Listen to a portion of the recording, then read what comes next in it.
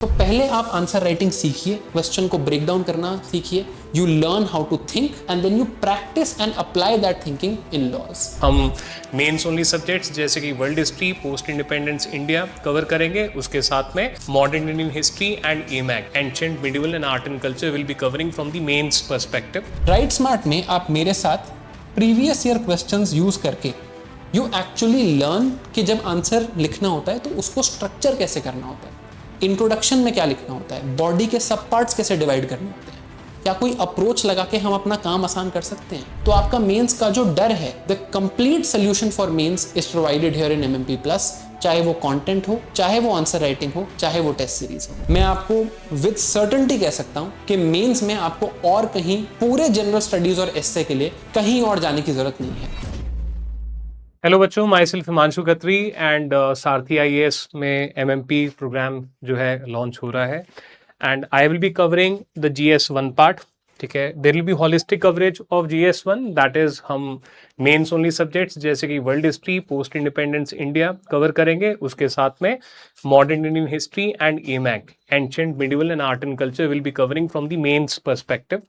Thought process ये रहेगा कि हम थीम्स वाइज जो है चीज़ों को अप्रोच करेंगे। जो थीम्स हैं वो प्रीवियस ईयर क्वेश्चंस में रूटेड होंगी, ताकि बच्चा जब अपना समय दे तो उसको उसकी वैल्यू क्लियरली नजर आए कि by doing this content I'm able to answer all the previous year questions and I am also capable when answering future permutation combinations के basis पे future year questions, right?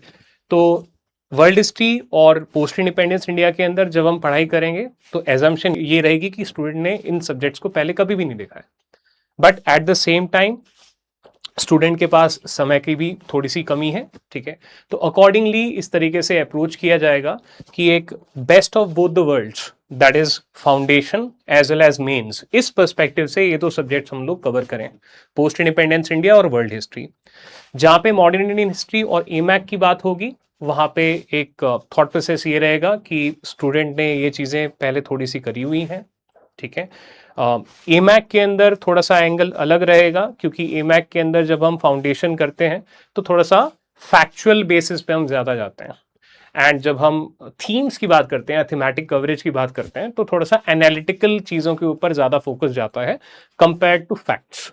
ठीक है, तो उस पर्सपेक्टिव को हम एमैक के अंदर ध्यान जो है हम रखेंगे। मॉडर्न इंडियन हिस्ट्री के अंदर भी क्लास में तो देखो मेरी कोशिश यही रहती है कि बच्चे को जो भी मैं पढ़ा रहा हूँ वो अगर मेंस पर्सपेक्टिव से पढ़ा रहा हूँ तो उसके अंदर भी एक माइक्रो रिवीजन कर दूं बच्चे की। उसके अंदर भी मतलब एक बाय डिफॉल्ट मेरा मोड ऐसा सा रहता है कि हाँ ठीक है पढ़ाएंगे, मेंस के लिए पढ़ाएंगे, पर फिर भी एक क्विक रिवीजन जो है छोटी छोटी चीज़ों की मैं मॉडर्न इंडियन हिस्ट्री के अंदर भी जो है कर दूंगा उस समय पे जब भी टॉपिक किसी भी थीम के अंदर आएगा। ठीक है, ताकि स्टूडेंट को ऐसा ना लगे कि यार मैंने मॉडर्न इंडियन हिस्ट्री जो है मतलब फाउंडेशन भी मेरा वीक है। ठीक है, एंड अब एकदम से हाई लेवल बात हो रही है, तो ऐसा नहीं, एक मध्य मार्ग जो है हम फॉलो करेंगे जहां तक आपके कॉमन सब्जेक्ट्स की बात है जो प्रीलिम्स में भी आते हैं और मेंस के अंदर भी आते हैं। ठीक है, एक और कोशिश ये रहेगी कि आपका कहते हैं रिवीजन नोट्स आपको प्रॉपरली मिले। ठीक है, इस प्रकार के रिवीजन नोट्स मिले जो कि आपको ओवरलोड ना कर दें।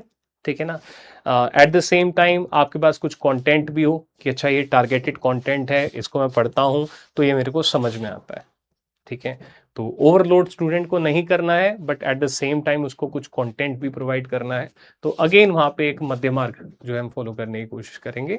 ठीक है, करंट अफेयर्स की कवरेज तो ऑल दो सब्जेक्ट हिस्ट्री है, बट हाँ कुछ कुछ डेवलपमेंट्स करंट अफेयर्स के अंदर होती हैं, तो कोशिश रहेगी कि वो करंट अफेयर्स के जो टॉपिक्स हैं जहाँ पे भी थीम्स में कुछ कुछ अप्लाई होते हैं उसको भी हम कवर करने की कोशिश करेंगे।